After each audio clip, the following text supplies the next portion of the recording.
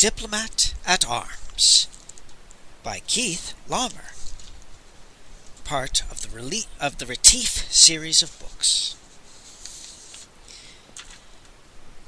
The cold white sun of North Royal glared on pale dust and vivid colors in the narrow, raucous street. Retief rode slowly, unconscious of the huckster's shouts, the kaleidoscope of smells, the noisy milling crowd. His thoughts were on events of long ago, on distant worlds, thoughts that set his features in narrow-eyed grimness. His bony, powerful horse, unguided, picked his way carefully, with flaring nostrils, wary eyes alert in the turmoil. The mount sidestepped a darting gamin, and Retief leaned forward, patting the sleek neck. The job had some compensations, he thought. It was good to sit on a fine horse again, to shed the gray business suit. A dirty-faced man pushed a fruit cart almost under the animal's head. The horse shied, knocked over the cart. At once a muttering crowd began to gather around the heavy-shouldered, gray-haired man. He reined in and sat scowling, an ancient brown cape over his shoulders, a covered buckler slung at the side of the worn saddle, a scarred silver-worked claymore strapped across his back in the old cavalier fashion. Retief hadn't liked this job when he had first learned of it. He had gone alone on madman's errands before, but that had been long ago, a phase of his career that should have been finished, and the information he had turned up in his background research had broken his professional detachment. Now the locals were trying an old tourist game on him, ease the outlander into a spot, then demand money. Well, Retief thought, this was as good a time as any to start playing the role. There was a hell of a lot here in the quaint city of Fragonard that needed straightening out. "Make way, you rabble," he roared suddenly, "or by the chains of the sea god, I'll make a path through you." He spurred the horse, neck arching. The mount stepped daintily forward. The crowd made way reluctantly before him. "Pay for the merchandise you destroyed," called a voice. "Let peddlers keep a wary eye for their betters," snorted the man loudly, his eye roving over the faces before him. A tall fellow with long yellow hair stepped squarely into his path. "There are no rabble or peddlers here," he said angrily. "Only true cavaliers of the clan Imperial." The mounted man leaned from his saddle to stare into the eyes of the other. His seamed brown face radiated scorn. When did a true cavalier turn to commerce? If you were trained to the code, you'd know a gentleman doesn't soil his hands with penny grubbing, and that the Emperor's high road belongs to the mounted knight. So clear your rubbish out of my path, if you'd save it. "Climb down off that nag," shouted the tall young man, reaching for the bridle. "I'll show you some practical knowledge of the code. I challenge you to stand and defend yourself." In an instant, the thick barrel of an antique Imperial Guard's power gun was in the gray-haired man's hand. He leaned negligently on the high pommel of his saddle, with his left elbow, the pistol laid across his forearm, pointing unwaveringly at the man before him. The hard old face smiled grimly. "I don't soil my hands in street brawling with new-hatched nobodies," he said. He nodded toward the arc spanning the street ahead. "Follow me through the arch if you call yourself a man and a cavalier." He moved on then. No one hindered him. He rode in silence through the crowd, pulled up at the gate barring the street. This would be the first real test of his cover identity. The papers which had gotten him through customs and immigration at Fragonard Spaceport the day before had been burned, along with the civilian clothes. From here on he'd be getting by on the uniform and a cast-iron nerve. A pursed-mouthed fellow wearing the uniform of a lieutenant ensign and in the household escort regiment looked him over, squinted his eyes, smiled sourly. "What can I do for you, uncle?" He spoke carelessly, leaning against the engraved buttress surmounting the wrought-iron gate. Yellow and green sunlight filtered down through the leaves of the giant linden trees bordering the cobbled street. The gray-haired man stared down at him. "The first thing you can do, Lieutenant Ensign," he said in a voice of cold steel, "is come to a position of attention." The thin man straightened, frowning. "What's that?" His expression hardened. "Get down off that beast and let's have a look at your papers, if you've got any." The mounted man didn't move. "I'm making allowances for the fact that your regiment is made up of idlers who've never learned to soldier," he said quietly. "But, having had your attention called to it, even you should recognize the insignia of a battle commander." The officer stared, glancing over the drab figure of the old man. Then he saw the tarnished gold thread worked into the design of a dragon rampant, almost invisible against the faded color of the heavy velvet cape. He licked his lips, cleared his throat, hesitated. What in the name of the tormented one would a top-ranking battle officer be doing on this thin old horse, dressed in plain, worn clothing? Let me see your papers, Commander," he said. The commander flipped back the cape to expose the ornate butt of the power pistol. "Here are my credentials," he said. "Open the gate." "Here," the ensign spluttered. What's this? For a man who's taken the Emperor's commission." The old man said, "You're criminally ignorant of the courtesies due a general officer. Open the gate, or I'll blow it open. You'll not deny the way to an imperial battle officer." He drew the pistol. The ensign gulped, thought fleetingly of sounding the alarm signal, of insisting on seeing papers. Then, as the pistol came up, he closed the switch, and the gates swung open.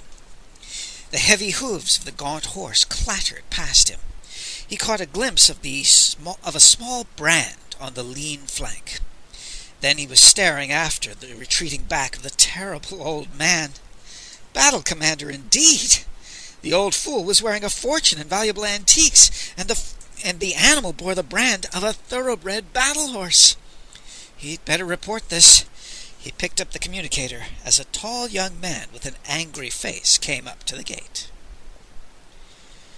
Retief rode slowly down the narrow street, lined with the stalls of sutlers, metalsmiths, weapon technicians, freelance squires. The first obstacle was behind him. He hadn't played it very suavely, but he had been in no mood for bandying words.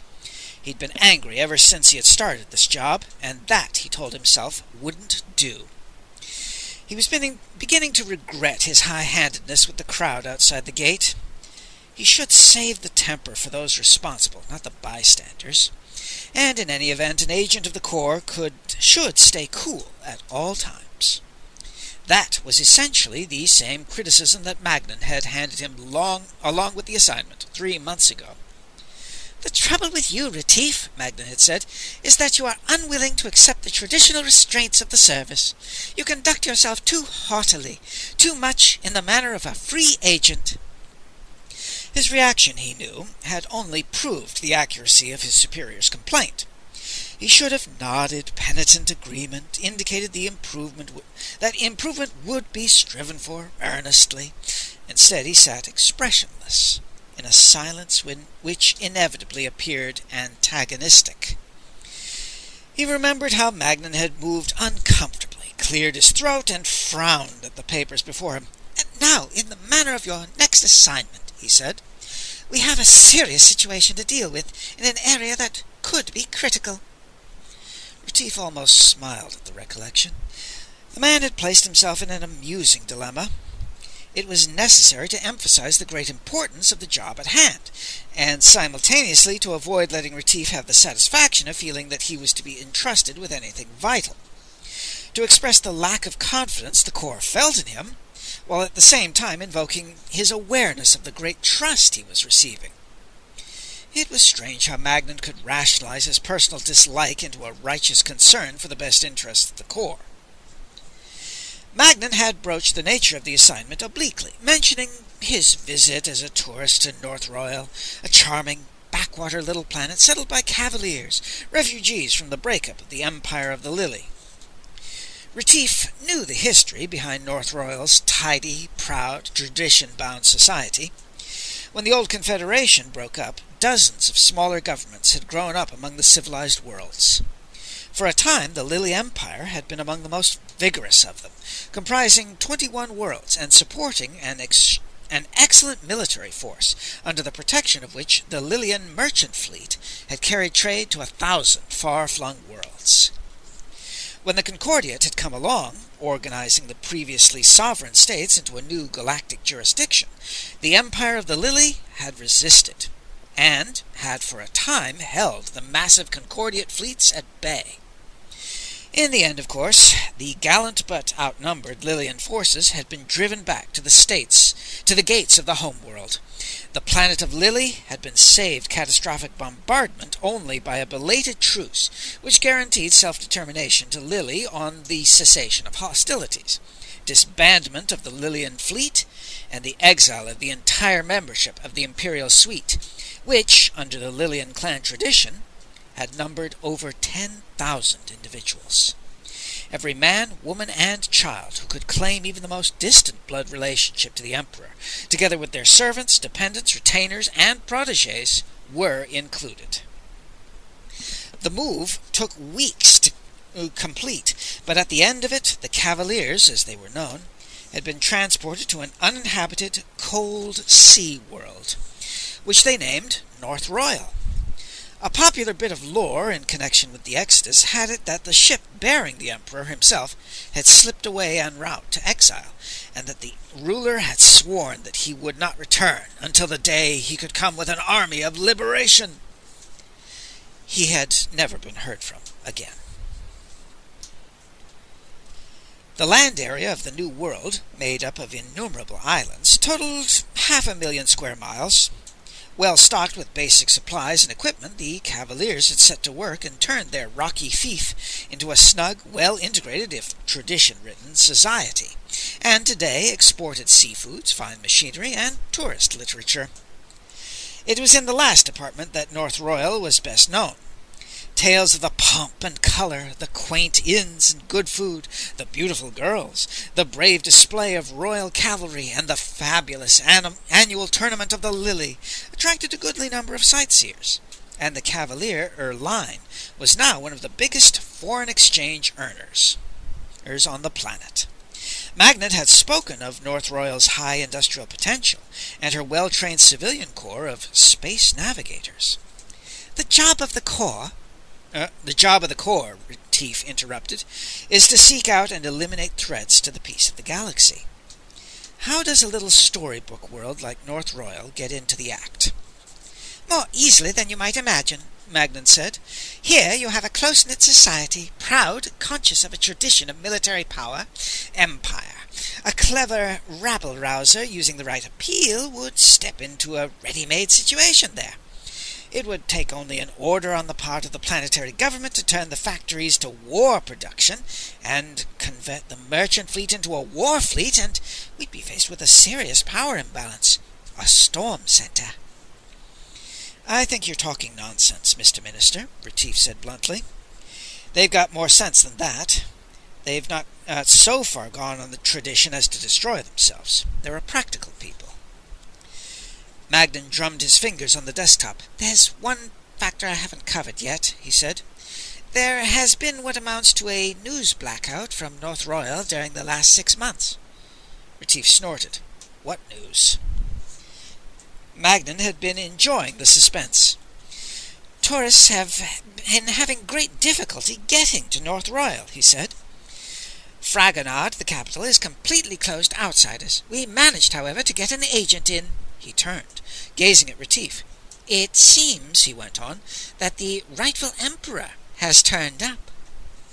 Retief narrowed his eyes. What's that? He said sharply.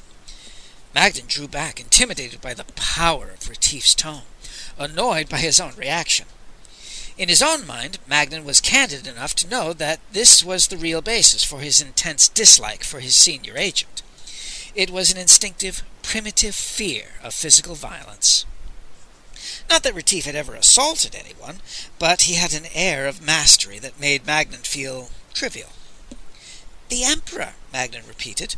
The traditional story is that he was lost on the voyage to North Royal.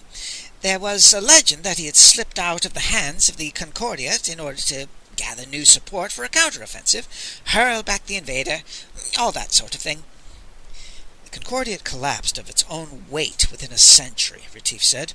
There's no invader to hurl back. North Royal is free and independent, like every other world.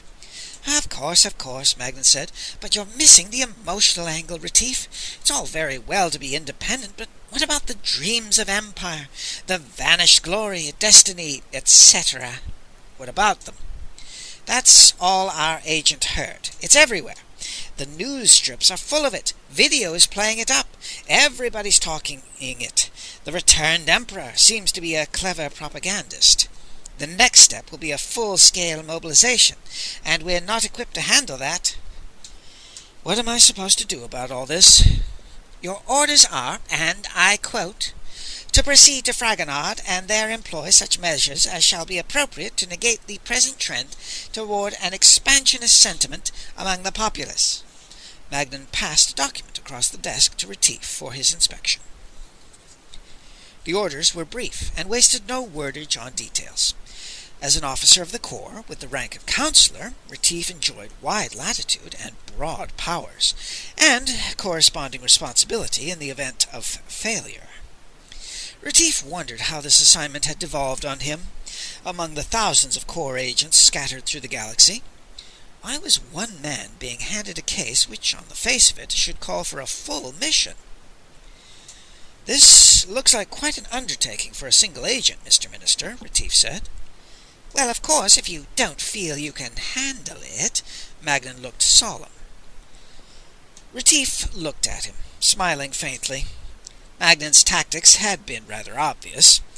Here was one of those nasty jobs which could easily pass in reports as routine if all went well, but even a slight mistake could mean complete failure, and failure meant war. And the agent who had let it happen would be finished in the Corps. There was danger in the scheme for Magnan, too. The blame might reflect back on him. Probably he had plans for averting disaster after Retief had given up. He was too shrewd to leave himself out in the open. And, for that matter, Retief reflected, too good an agent to let the situation get out of hand. No, it was merely an excellent opportunity to let Retief discredit himself with little risk of any great credit accruing to him in the remote event of success. Retief could, of course, refuse the assignment, but that would be the end of his career.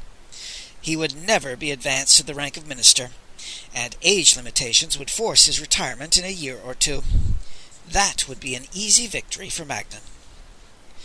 Retief liked his work as an officer-agent of the Diplomatic Corps, that ancient supranational organization dedicated to the contravention of war. He had made his decision long ago, and he had learned to accept his life as it was, with all its imperfections. It was easy enough to complain about the petty intrigues, the tyrannies of rank, the small inequities. But these were merely a part of the game, another challenge to be met and dealt with. The overcoming of obstacles was James Retief's specialty. Some of the obstacles were out in the open, the recognized difficulties inherent in any tough assignment. Others were concealed behind a smokescreen of personalities and efficiency reports, and both were equally important. You did your job in the field, and then you threaded your way through the maze of Corps politics. And if you couldn't handle the job, any part of it, you'd better find something else to do. He had accepted the assignment, of course, after letting Magnan wonder for a few minutes.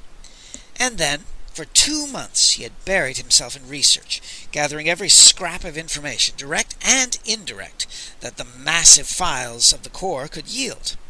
Well, he had soon found himself immersed in the task, warming to its challenge, fired with emotions ranging from grief to rage, as he ferreted out the hidden pages in the history of the exiled Cavaliers.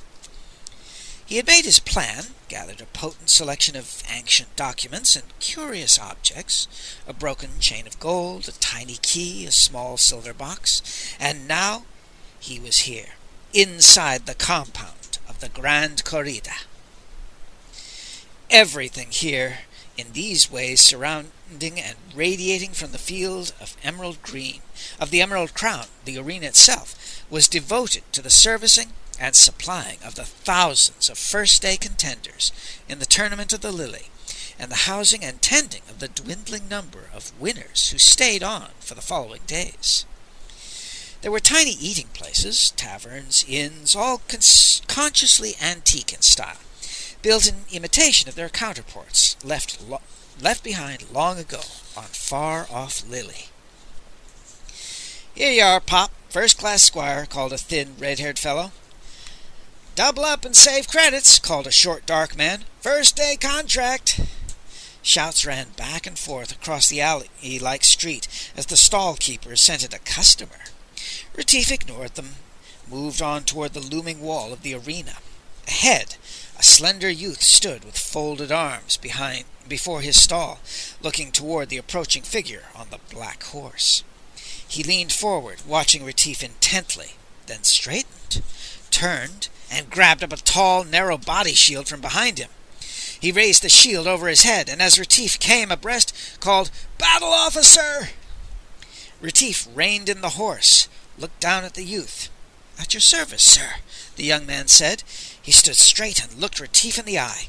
Retief looked back. The horse minced, tossed his head. "What is your name, boy?" Retief asked. "Fitzraven, sir." "Do you know the code?" "I know the code, sir." Retief stared at him, studying his face, his neatly cut uniform of traditional imperial green, the old but well-oiled leather of his belt and boots. "Lower your shield, Fitzraven," he said. "You're engaged." He swung down from his horse. "The first thing I want is care for my mount. His name is Danger by Night. And then I want an inn for myself." "I'll care for the horse myself, Commander," Fitzraven said, "and the commander will find good lodging at the sign of the Phoenix in Dexter Chief. Quarters are held ready for my client." The squire took the bridle, pointing toward the inn, a few doors away.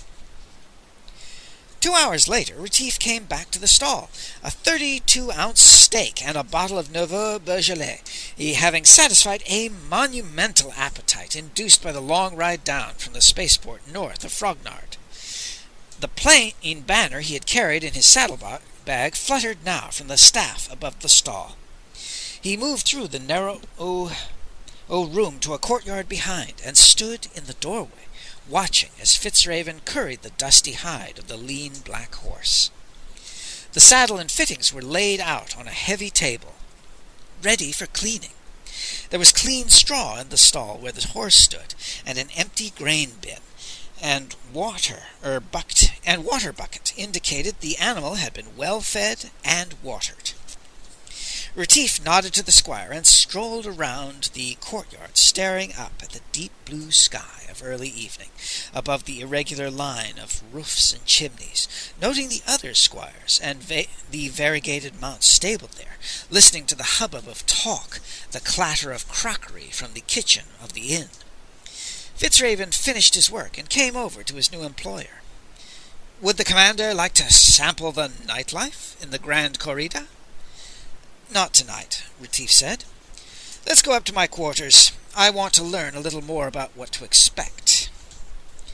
Retief's room, close under the rafters on the 4th floor of the inn, was small but adequate, with a roomy wardrobe and a wide bed. The contents of his saddlebag were already in place in the room. Retief looked around. "Who gave you permission to open my saddlebags?" Fitzraven flushed slightly. "I thought the commander would wish to have them unpacked," he said stiffly. "I looked at the job the other squires were doing on their horses," Retief said. "You were the only one who was doing a proper job of tending the animal. Why the special service?" "I was trained by my father," Fitzraven said. "I serve only true knights, and I perform my duties honorably. If the commander is dissatisfied—" "How do you know I'm a true knight?" "The commander wears the uniform and weapons of one of the oldest Imperial Guards battle units, the Iron Dragon," Fitzraven said, "and the commander rides a battle horse, true bred." "How do you know I didn't steal them?" Fitzraven grinned suddenly. They fit the commander too well." Retief smiled. "All right, son, you'll do," he said. "Now, brief me on the first day. I don't want to miss anything, and you may employ the personal pronoun." For an hour, Fitzraven discussed the order of events for the elimination contest of the first day of the tournament of the Lily, the strategies that a clever contender could employ to husband his strength, the pitfalls into which the unwary might fall. The tournament was the culmination of a year of smaller contests held throughout the equatorial chain of populated islands. The North Royalans had substituted various forms of armed combat for the sports practiced on most worlds. A compensation for the lost empire, doubtless, a primitive harking back to an earlier, more glorious day. Out of 1,000 first-day entrants, less than 1 in 10 would come through to face the second day. Of course, the first-day events were less lethal than those to be encountered farther along in the 3-day tourney, Retief learned. There would be few serious injuries in the course of the opening day, and those would be largely due to clumsiness or ineptitude on the part of the entrants. There were no formal entrance requirements, Fitzraven said, other than proof of minimum age and status in the Empire. Not all the entrants were natives of North Royal. Many came from distant worlds, long scattered descendants of the citizens of the shattered Lily Empire. But all competed for the same prizes: status in the imperial peerage, the honors of the field of the Emerald Crown, and imperial grants of land, wealth to the successful. "Will you enter the first-day event, sir?" Fitzraven asked, "or do you have a second or third-day certification?" "Neither," Retief said. "We'll sit on the sidelines and watch." Fitzraven looked surprised. It had somehow not occurred to him that the old man was not to be a combatant, and it was too late to get seats. "How—" Fitzraven began after a pause. "Don't worry," Retief said. "We'll have a place to sit." Fitzraven fell silent, tilted his head to one side, listening. Loud voices, muffled by walls, the thump of heavy feet. "Something is up," Fitzraven said. "Police!" He looked at Retief. "I wouldn't be surprised," Retief said, "if they were looking for me. Let's go find out." "We need not meet them," the squire said. "There is another way." "Never mind," Retief said. "As well now as later." He winked at Fitzraven and turned to the door. Retief stepped off the lift into the crowded common room, Fitzraven at his heels. 6 men in dark blue tunics and tall shakos moved among the patrons, staring at faces. By the door, Retief saw the thin-mouthed ensign he had overawed at the gate. The fellow saw him at the same moment and plucked at the sleeve of the nearest policeman, pointing. The man dropped a hand to his belt, and at once the other policeman turned, followed his glance to Retief. They moved toward him with one accord. Retief stood there, waiting.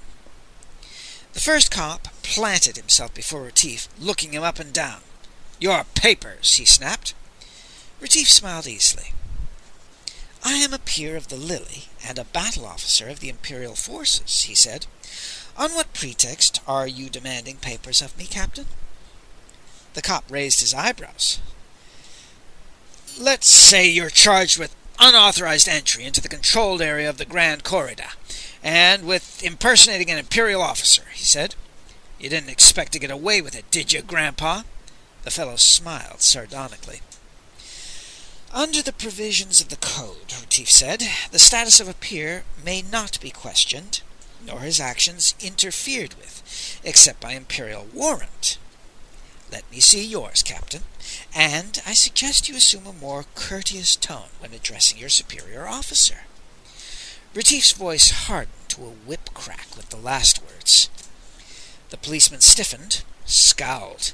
His hand dropped to the nightstick at his belt. "None of your insolent, old man," he snarled. "Papers! Now!" Retief's hand shot out, gripped the officer's hand over the stick. "Raise that stick," he said quietly, "and I'll assuredly beat out your brains with it." He smiled calmly into the captain's bulging eyes. The captain was a strong man. He threw every ounce of his strength into the effort to bring up his arm, to pull free of the old man's grasp. The crowd of customers, the squad of police, stood silently, staring, uncertain of what was going on. Retief stood steady. The officer strained, reddened. The old man's arm was like cast steel. "I see you are using your head, Captain," Retief said. "Your decision not to attempt to employ force against a peer was an intelligent one." The cop understood. He was being offered an opportunity to save a little face. He relaxed, slowly. "Very well, sir," he said stiffly. "I will assume you can establish your identity properly. Kindly call at the commandant's officer in the morning."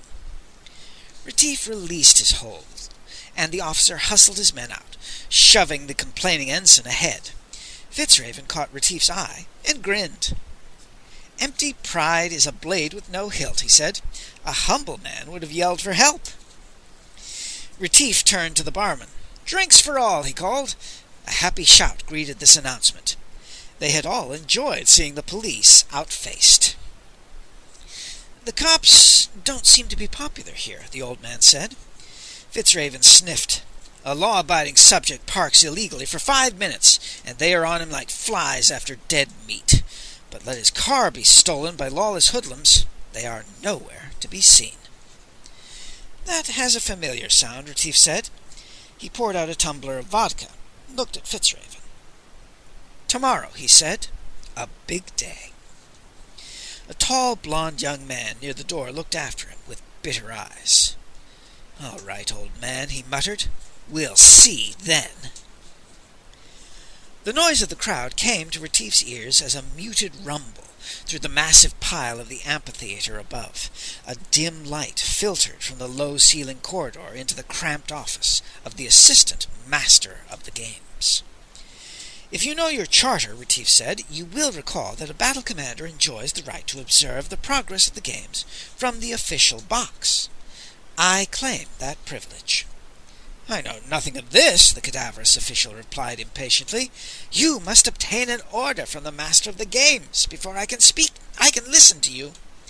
He had turned to another flunky, opened his mouth to speak. A hand seized him by the shoulder, lifted him bodily from his seat. The man's mouth remained open in shock.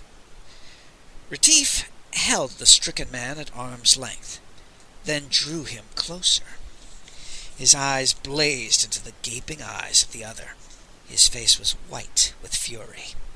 "Little man," he said in a strange, harsh voice, "I go now with my groom to take my place in the official box. Read your charter well before you interfere with me, and your holy book as well." He dropped the fellow with a crash, saw him slide under the desk. No one made a sound. Even Fitzraven looked pale. The force of the old man's rage had been like a lethal radiation crackling in the room. The squire followed as Retief strode off down the corridor. He breathed deeply, wiping his forehead. This was some old man he had met this year for sure. Retief slowed, turning to wait for Fitzraven. He smiled ruefully. "I was rough on the old goat," he said, "but officious pipsqueaks sting me like deer flies." They emerged from the gloom of the passage into a well-situated box, to the best seats in the front row. Retief stared at the white glare and royal dust of the arena, the bank-inked thousands of faces looming above, and the sky of palest blue, with one tiny white cloud. The gladiators stood in little groups, waiting. A strange scene, Retief thought. A scene from dim antiquity, but real, complete with the odors of fear and excitement, the hot wind that ruffled his hair, the rumbling animal sound from the 1,000 throats of the many-headed monster. He wondered what it was they really wanted to see here today. A triumph of skill and courage? A reaffirmation of ancient virtues? The spectacle of men who laid life on the gaming table and played for a prize called glory? Or was it merely blood and death they wanted?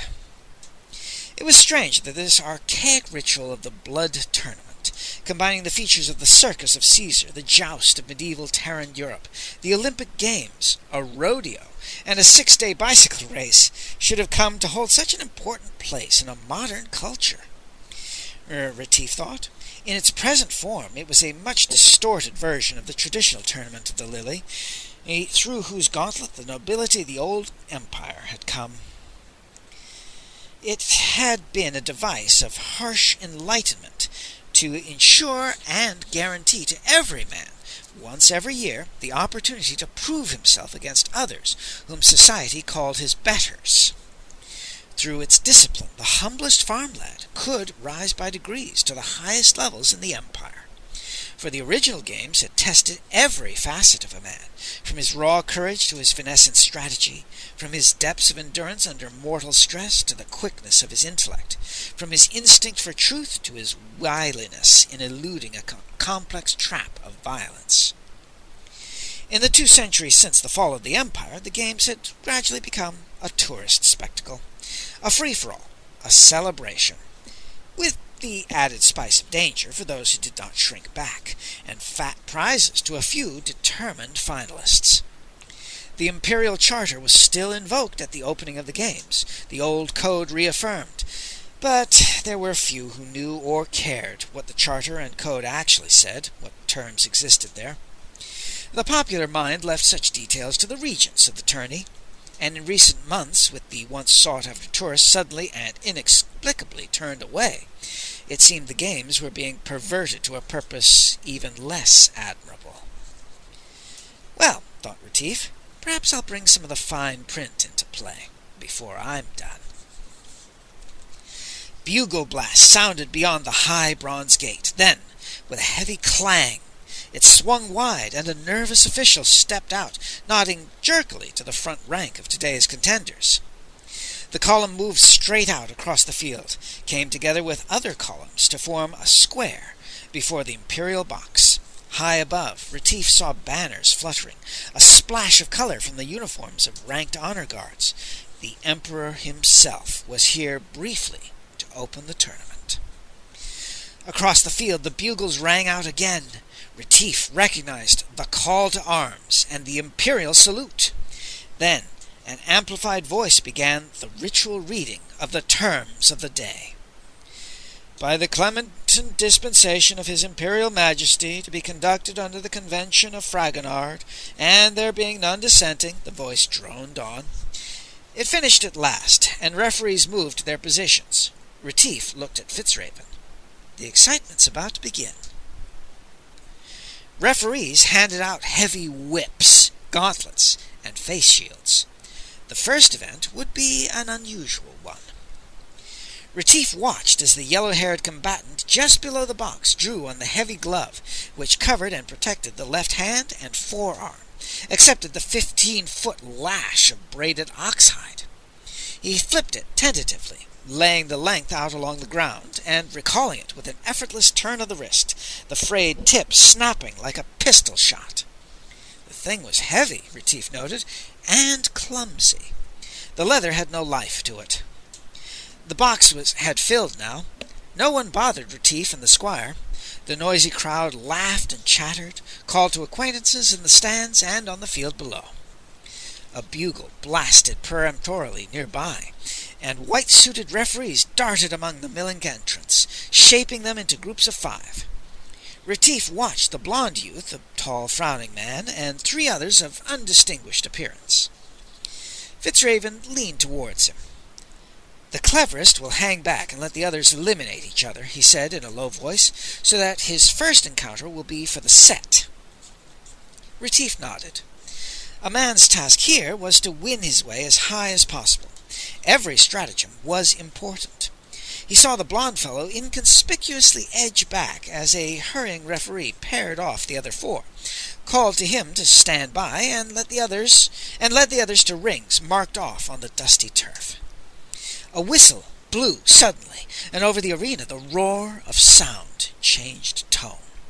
The watching crowd leaned forward as the hundreds of keyed-up gladiators laid on their lashes in frenzied effort. Whips cracked, men howled, feet shuffled. Here the crowd laughed as some clumsy fellow sprawled, yelping. There they gasped in excitement as two surly brutes flogged each other in all-out offense. Retief saw the tip of one man's whip curl around his opponent's ankle, snatch him abruptly off his feet. The other pair circled warily, rippling their lashes uncertainly. One backed over the line unnoticed and was led away, expostulating, no blow having been struck. The number on the field dwindled away to half within moments. Only a few dogged pairs, now bleeding from cuts, still contested the issue. A minute longer, and the whistle blew as the last was settled. The two survivors of the group were paired off now, and as the whistle blasted again, the tall fellow, still frowning, brought the other to the ground with a single sharp flick of the lash. Retief looked him over. This was a man to watch. More whistles, and a field now almost cleared. Only 2 men left out of the original 5. Each original 5, the blonde moved out into the circle, stared across at the other. Retief recognized him suddenly as the fellow who had challenged him outside the gate over the spilled fruit. So he had followed through the arch. The final whistle sounded, and a hush fell over the watchers. Now the shuffle of feet could be heard clearly, the hissing breath of the weary fighters, the creak and slap of leather. The blond youth flipped his lash out lightly, saw it easily evaded, stepped aside from a sharp counterblow. He feinted, reversed the direction of his cast, and caught the other high on the chest as he dodged aside. A welt showed instantly. He saw a lightning-fast riposte on the way. He sprang back. The gauntlet came up barely in time. The lash wrapped around the gauntlet, and the young fellow seized the leather, hauled sharply. The other stumbled forward. The blonde brought his whip across the fellow's back in a tremendous slamming blow that sent a great fragment of torn shirt flying. Somehow the man stayed on his feet, backed off, circled. His opponent followed up, laying down one whistling whip crack after another, trying to drive the other over the line. He'd hurt the man with the cut across the back, and now was attempting to finish him easily. He leaned away from a sluggish pass, and then Retief saw agony explode in his face as a vicious cut struck home. The blond youth reeled in a drunken circle, out on his feet. Slow to follow up, the enemy's lash crashed across the circle. The youth, steadying quickly, slipped under it, struck at the other's stomach. The leather cannoned against the man, sent the remainder of his shirt fluttering in a spatter of blood. With a surge of shoulder and wrist that made the muscles creak, the blonde reversed the stroke, brought the lash back in a vicious cut aimed at the same spot. It struck, smacking with a wet, explosive crack, and he struck again, as the fellow tottered back, fell over the line. The winner went limp suddenly, staring at the man who lay in the dust, pale now, moving feebly for a moment, then slackly still. There was a great deal of blood, and more blood. Retief saw with sudden shock that the man was disemboweled. That boy, thought Retief, plays for keeps. The next 2 events constituting the first-day trials were undistinguished exhibitions of a two-handed version of an old American Indian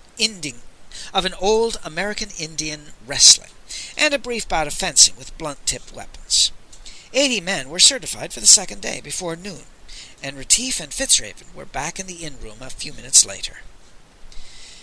"Take some time off now while I catch up on my rest," Retief said. "Have some solid food ready when I wake." Then he retired for the night. With his master breathing heavily in a profound sleep, the squire went down to the common room and found a table at the back, ordered a mug of strong ale, and sat alone, thinking. This was a strange one he had met this year. He had seen at once that he was no idler from some high-pressure world trying to lose himself in a fantasy of the old days. And no more was he a North Royalan. There was a grim force in him, a time-engraved stamp of power that was alien to the neat, well-ordered little world.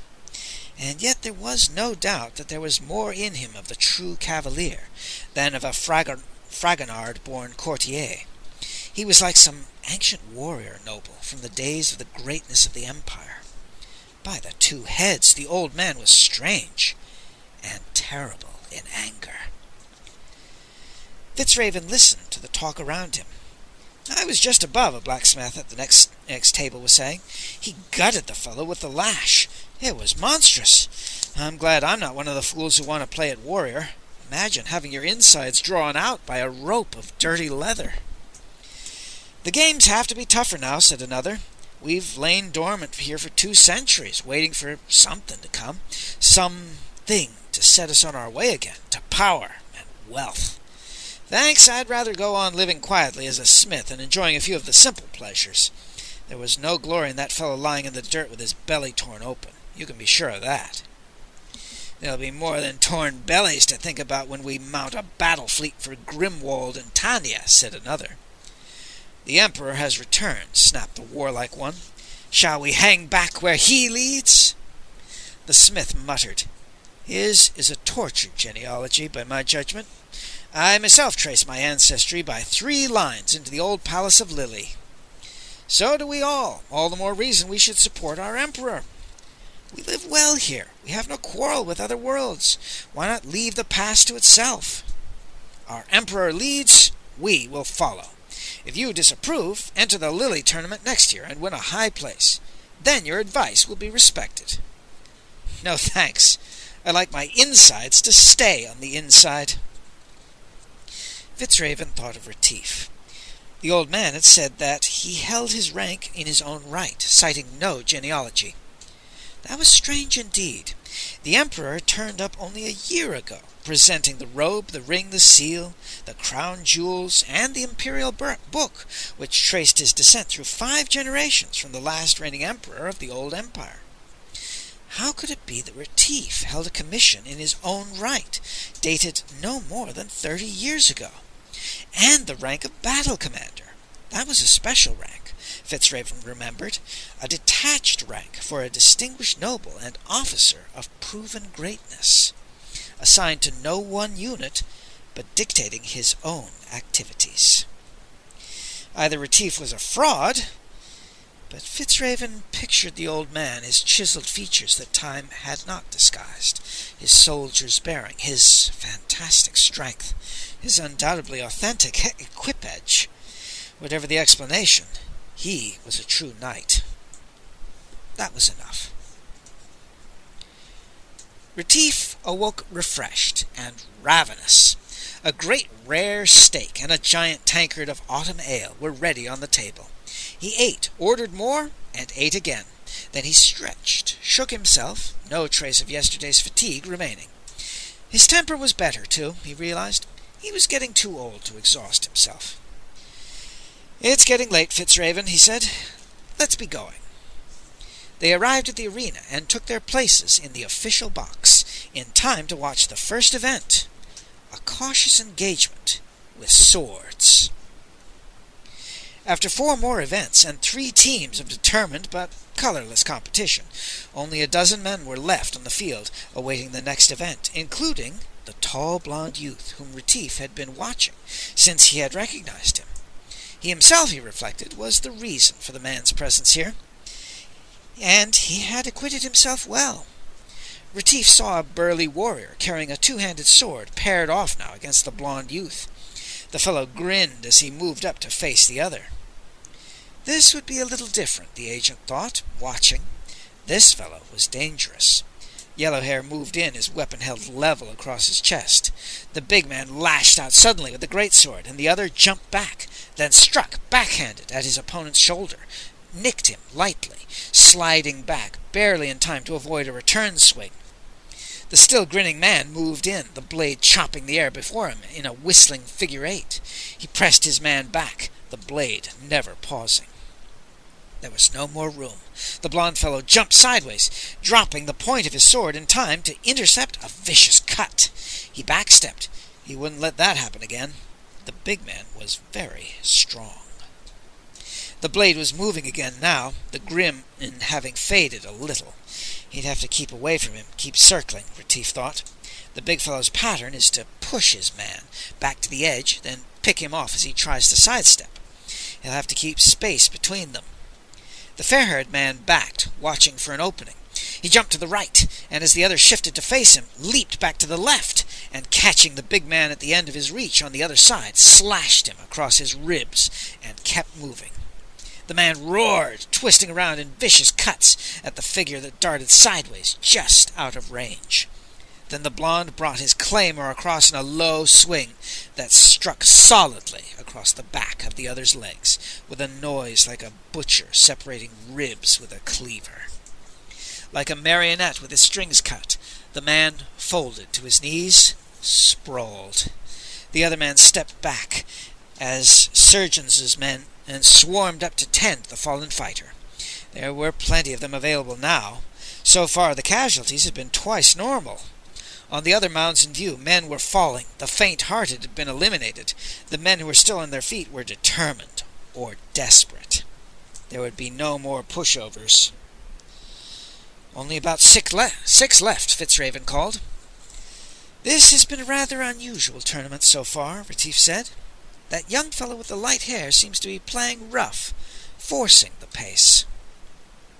I've never seen such a businesslike affair, Fitzraven said. The weak-disposed have been frightened out, and the fighters cut down with record speed. At this rate, there will be none left for the third day. There was delay on the field as referees and other officials hurried back and forth. Then an announcement boomed out. The second day was officially concluded. The 6 survivors would be awarded second-day certificates and would be eligible for the third and last day tomorrow. Retief and Fitzraven left the box, made their way through the crowd back to the inn. See that Danger by Night is well fed and exercised, Retief said to the squire, and check over all of my gear thoroughly. I wish to put on my best appearance tomorrow. It will doubtless be my last outing of this kind for some time. Fitzraven hurried away to tend his chores, while Retief ascended to his room to pore over the contents of his dispatch case far into the night. The third day had dawned, gray and chill, and an icy wind whipped across the arena. The weather had not discouraged the crowd, however. The stands were packed, and the overflow of people stood in the aisles, perched high on the back walls, crowding every available space. Banners flying from the imperial box indicated the presence of the royal party. This was the climactic day. The field, by contrast, was almost empty. 2 of the second-day winners had not re-entered for today's events, having apparently decided that they had had enough honor for 1 year. They would receive handsome prizes and respectable titles. That was enough. The 4 who had come to the arena today to stake their winning and their lives on their skill at arms would be worth watching, Retief thought. There was the blond young fellow, still unmarked, a great swarthy ruffian, a tall, broad man of perhaps 30, and a squat, bow-legged fellow with enormous shoulders and long arms. They were here to win or die. From the officials' box, Retief and Fitzraven had an excellent view of the arena, where a large circle had been marked out. The officials seated nearby had given them cold glances as they entered, but no one had attempted to interfere.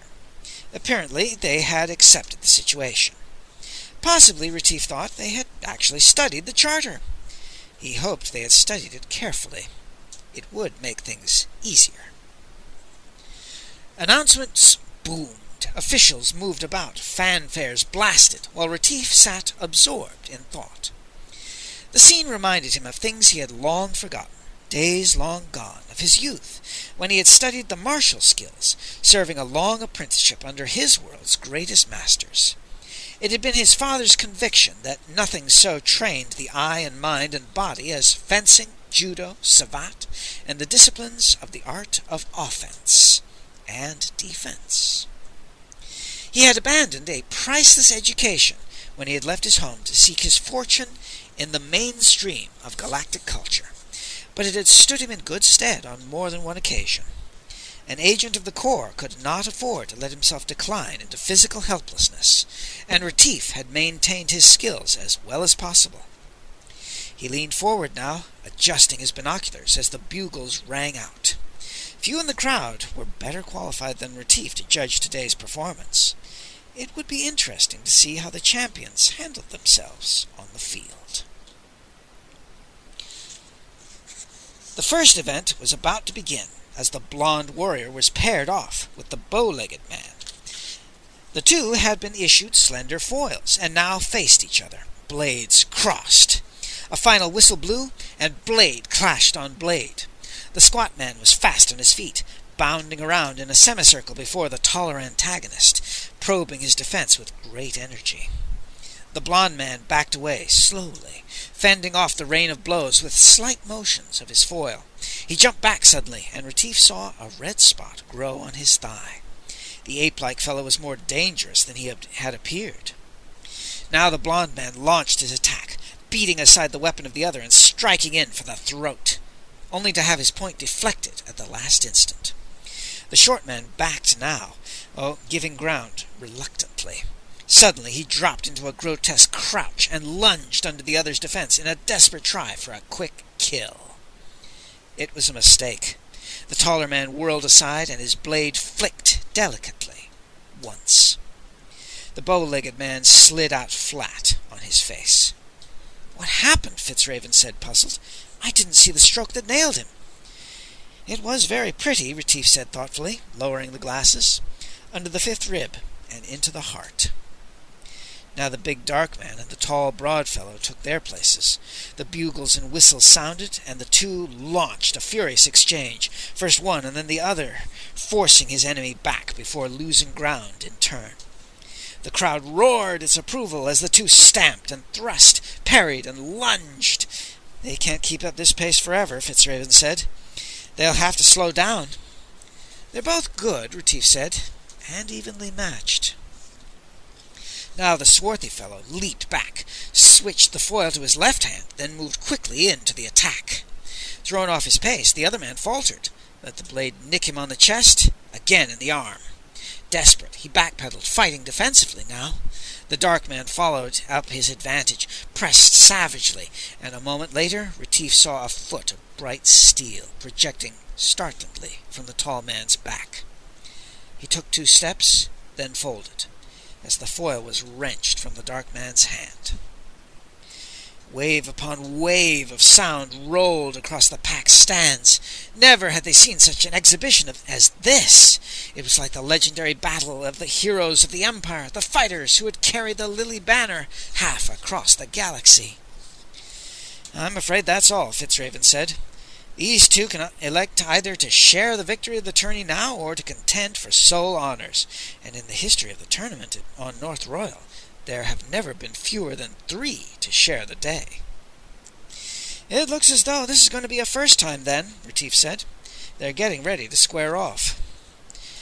Below on the field, a mass of officials surrounded the dark man and the fair one, while the crowd outdid itself. Then a bugle sounded in an elaborate salute. "That's it," Fitzraven said excitedly. "Heroes' salute. They're going to do it." "You don't know how glad I am to hear that," Retief said. "What will the weapon be?" the squire wondered aloud. "My guess is something less deadly than the foil," Retief replied. Moments later the announcement came. The 2 champions of the day would settle the issue with bare hands. This, thought Retief, would be something to see. The fanfares and whistles rang out again, and the 2 men moved cautiously together. The dark man swung an open-handed blow which smacked harmlessly against the other's shoulder. An instant later the blond youth feinted a kick. Instead, he drove a hard left to the dark man's chin, staggering him. He followed up, smashing 2 blows to the stomach, then another to the head. The dark man moved back, suddenly reaching for the blond man's wrist as he missed a jab, whirled, and attempted to throw his opponent. The blond man slipped aside and locked his right arm over the dark man's head, seizing his own right wrist with his left hand. The dark man twisted, fell heavily on the other man, reaching for a headlock of his own. The two rolled in the dust, then broke apart and were on their feet again. The dark man moved in, swung an open-handed slap which popped loudly against the blond man's face. It was a device, Retief saw, to enrage the man, dull the edge of his skill. The blond man refused to be rattled, however. He landed blows against the dark man's head, evaded another attempt to grapple. It was plain that he preferred to avoid the other's bear-like embrace. He boxed carefully, giving ground, landing a blow as the opportunity offered. The dark man followed doggedly, seemingly unaffected by the pounding. Suddenly he leaped, took two smashing blows full in the face, and crashed against the blond man, knocking him to the ground. There was a flying blur of flailing arms and legs as the two rolled across the turf, and as they came to rest, Retief saw that the dark man had gotten his break. Kneeling behind the other, he held him in a rigid stranglehold, his back and shoulder muscles bulging with the effort of holding his powerful adversary immobilized. "It's all over," Retief said tensely. "Maybe not," Retief replied. "Not if he plays it right, and doesn't panic." The blond man strained at the arm locked at his throat, twisting it fruitlessly. Instinct drove him to tear at the throttling grip, throw off the smothering weight. But the dark man's grip was solid, his position unshakable. Then the blonde stopped struggling abruptly, and the two seemed as still as an image in stone. The crowd fell silent, fascinated. "He's given up," Fitzraven said. "No, watch," Retief said. "He's starting to use his head." The blond man's arms reached up now, his hands moving over the other's head, seeking a grip. The dark man pulled his head in, pressing against his victim's back, trying to elude his grip. Then the hands found a hold, and the blond man bent suddenly forward, heaving with a tremendous surge. The dark man came up, flipped high, his grip slipping. The blonde rose as the other went over his head, shifted his grip in midair, and as the dark man fell heavily in front of him, the snap of the spine could be heard loud in the stillness. The battle was over, and the blond victor rose to his feet amid a roar of applause. Retief turned to Fitzraven. "Time for us to be going, Fitz," he said. The squire jumped up. "As you command, sir, but the ceremony is quite interesting." "Never mind that. Let's go." Retief moved off, Fitzraven following, puzzled. Retief descended the stairs inside the stands, turned, and started down the corridor. "This way, sir," Fitzraven called. "That leads to the arena." "I know it," Retief said. "That's where I'm headed." Fitzraven hurried up alongside. What was the old man going to do now? "Sir," he said, "no one may enter the arena until the tourney has been closed, except the gladiators and the officials. I know this to be an unbreakable law." "That's right, Fitz," Retief said. "You'll have to stop at the groom's enclosure." But you, sir," Fitzraven gasped. "Everything's under control," Retief said. "I'm going to challenge the champion." In the imperial box, the Emperor Roland leaned forward, fixing his binoculars on a group of figures at the officials' gate. There seemed to be some sort of disturbance there. This was a piece of damned impudence, just as the moment had arrived for the imperial presentation of the honors of the day. The Emperor turned to an aide. "What the devil's going on down there?" he snapped. The courtier murmured into a communicator, listened. "A madman, Imperial Majesty," he said smoothly. "He wished to challenge the champion." "A drunk, more likely," Roland said sharply. "Let him be removed at once, and tell the master of the games to get on with the ceremony." The Emperor turned to the slim, dark girl at his side. "Have you found the games entertaining, Monica?" "Yes, sir." Yes, sire," she replied unemotionally. "Don't call me that, Monica," he said testily. "Between us there is no need for formalities." "Yes, uncle," the girl said. "Damn it, that's worse," he said. "To you I am simply Roland." He placed his hand firmly on her silken knee. And now, if they'll get on with this tedious ceremony, I should like to be on the way. I'm looking forward with great pleasure to showing you my estates at Snowdall." The Emperor drummed his fingers, stared down at the field, raised his glasses only to see the commotion again. "Get that fool off the field," he shouted, dropping the glasses. "Am I to wait while they haggle with this idiot? It's insufferable." Courtiers scurried while Roland glared down from his seat. Below, Retief faced a cluster of irate referees. One, who had attempted to haul Retief bodily backward, was slumped on a bench, attended by 2 surgeons. "I claim the right to challenge, under the Charter," Retief repeated. "Nobody here will be so foolish, I hope, as to attempt to deprive me of that right, now that I have reminded you of the justice of my demand." From the control cage directly below the Emperor's high box, a tall, seam-faced man in black breeches and jacket emerged, followed by 2 armed men. The officials darted ahead, stringing out between the 2, calling out. Behind Retief, on the other side of the barrier, Fitzraven watched anxiously. The old man was full of surprises and had a way of getting what he wanted, but even if he had the right to challenge the champion of the games, what purpose could he have in doing so? He was as strong as a bull, but no man his age could be a match for the youthful power of the blond fighter. Fitzraven was worried. He was fond of this old warrior. He would hate to see him locked behind the steel walls of Fragonard Keep for thus disturbing the order of the Lily Tournament. He moved closer to the barrier, watching. The tall man in black strode through the chattering officials, stopped before Retief, motioned his 2 guards forward. He made a dismissing motion toward Retief. "Take him off the field," he said brusquely. The guards stepped up, laid hands on Retief's arms. He let them get a grip, then suddenly stepped back and brought his arms together. The 2 men cracked heads, stumbled back. Retief looked at the black-clad man. "If you are the master of the games," he said clearly, "you are well aware that a decorated battle officer has the right of challenge under the Imperial Charter. I invoke that prerogative now, to enter the lists against the man who holds the field." "Get out, you fool!" the official hissed, white with fury. "The Emperor himself has commanded—" "Not even the Emperor can override the Charter, which predates his authority by 400 years, Retief said, coldly. "Now do your duty." "There'll be no more babbles of duty and citing of technicalities while the Emperor waits," the official snapped. He turned to one of the 2 guards, who hung back now, eyeing Retief. "You have a pistol. Draw it. If I give the command, shoot him between the eyes." Retief reached up and adjusted a tiny stud set in the stiff collar of his tunic. He tapped his finger lightly against the cloth. The sound boomed across the arena. A command microphone of the type authorized a battle commander was a very effective device.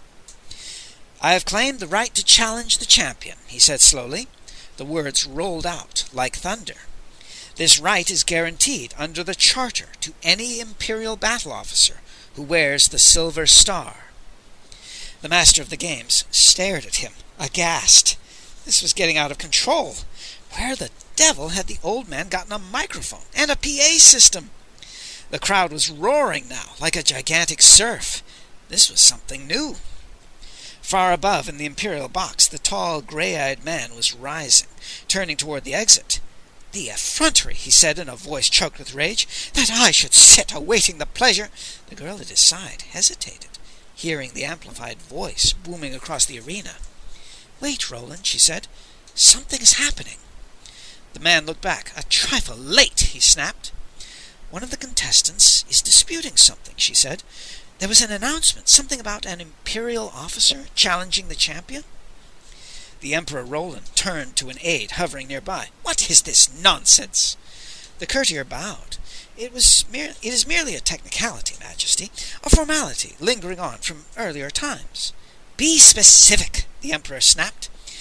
The aide lost some of his aplomb. "Why, it means that an officer of the Imperial forces holding a battle commission and certain high decorations may enter the lists at any point, without other qualifying conditions, a provision never invoked under modern—" The Emperor turned to the girl. It appears that someone seeks to turn the entire performance into a farcical affair, at my expense," he said bitterly. "We shall see just how far—" "I call on you, Roland," Retief's voice boomed, "to enforce the code." "What impertinence is this?" Roland growled. "Who is the fool at the microphone?" The aide spoke into his communicator, listened. "An old man from the crowd, sire. He wears the insignia of a battle commander, and a number of decorations, including the Silver Star. According to the archivist, he has the legal right to challenge." "I won't have it," Roland snapped. "A fine reflection on me that would be. Have them take the fellow away. He's doubtless crazed." He left the box, followed by his entourage. "Roland," the girl said, "wasn't that the way the tourneys were back in the days of the Empire?" "These are the days of the Empire, Monica, and I am not interested in what used to be done. This is today. Am I to present the spectacle of a doddering old fool being hacked to bits in my name? I don't want the timid to be shocked by butchery. It might have unfortunate results for my propaganda program. I'm currently emphasizing the glorious aspects of the coming war, not the sordid ones. There has already been too much bloodshed today, an inauspicious omen for my expansion plan." On the field below, the master of the games stepped closer to Retief. He felt the cold eyes of the Emperor himself boring into his back. This old devil could bring about his ruin. "I know all about you," he snarled. "I've checked on you since you forced your way into an official area. I interviewed 2 officers. You overawed them with glib talk and this threadbare finery you've decked yourself in. Now you attempt to ride roughshod over me. Well, I'm not so easily thrust aside. If you resist arrest any further, I'll have you shot where you stand." Retief drew his sword. "In the name of the code you are sworn to serve," he said, his voice ringing across the arena. "I will defend my position." He reached up and flicked the stud at his throat to full pickup. "To the pit with your infernal code," bellowed the master, and blanched in horror as his words boomed sharp and clear across the field to the ears of 100,000 people. He stared around, then whirled back to Retief. "Fire!" he screamed. A pistol cracked, and the guard spun, dropped. Fitzraven held the tiny power gun, leveled across the barrier at the other guard. "What next, sir?" he said brightly. The sound of the shot, amplified, smashed deafeningly across the arena, followed by a mob roar of excitement, bewilderment, shock. The group around Retief stood frozen, staring at the dead man. The master of the games made a croaking sound, eyes bulging. The remaining guard cast a glance at the pistol, then turned and ran. There were calls from across the field. Then a troop of brown-uniformed men emerged from an entry, trotted toward the group. The officer at their head carried a rapid-fire shotgun in his hand. He waved his squad to a halt as he reached the fringe of the group. He stared at Retief's drab uniform, glanced at the corpse. Retief saw that the officer was young, determined-looking, wearing the simple insignia of a battle ensign. The master of the games found his voice. "Arrest this villain!" he screeched, pointing at Retief. "Shoot the murderer!" The ensign drew himself to attention, saluted crisply. "Your orders, sir," he said. "I've told you," the master howled. "Seize this malefactor!" The ensign turned to the black-clad official. "Silence, sir, or I shall be forced to remove you," he said sharply. He looked at Retief. "I await the commander's orders." Retief smiled, returned the young officer's salute with a wave of his sword, then sheathed it. "I'm glad to see a little sense displayed here, at last, battle ensign," he said. "I was beginning to fear I'd fallen among Concordiasts." The outraged master began a harangue, which was abruptly silenced by 2 riot police. He was led away, protesting.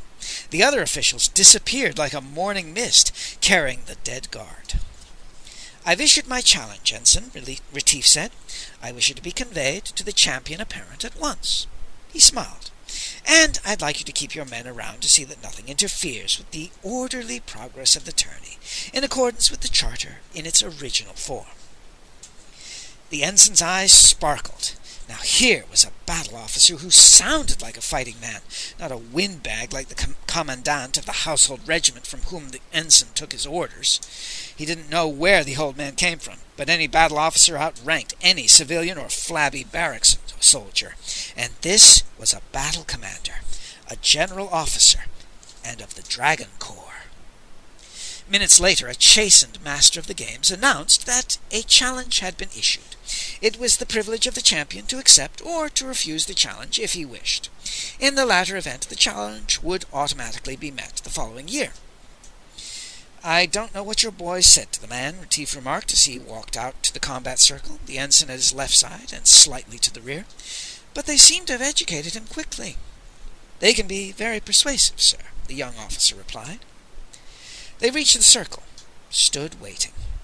"Now," thought Retief, "I've got myself in the position I've been working toward. The question now is whether I'm still man enough to put it over." He looked up at the massed stands, listening to the mighty roar of the crowd. There would be no easy out for him now. Of course, the new champion might refuse to fight. He had every right to do so, feeling he had earned his year's rest and enjoyment of his winnings. But that would be a defeat for Retief, as final as death on the dusty ground of the arena. He had come this far by bluff, threat, and surprise. He would never come this close again. It was luck that he had clashed with the young man outside the gate, challenged him to enter the lists. That might give the challenge the personal quality that would elicit an angry acceptance. The champion was walking toward Retief now, surrounded by referees. He stared at the old man, eyes narrowed. Retief returned the look calmly. "Is this Dodderer the challenger?" the blond youth asked scathingly. "It seems to me I've met his large mouth before." "Never mind my mouth, merchant," Retief said loudly. "It is not talk I offer you, but the bite of steel." The yellow-haired man reddened, then laughed shortly. "Small glory I'd win out of skewering you, old greybeard."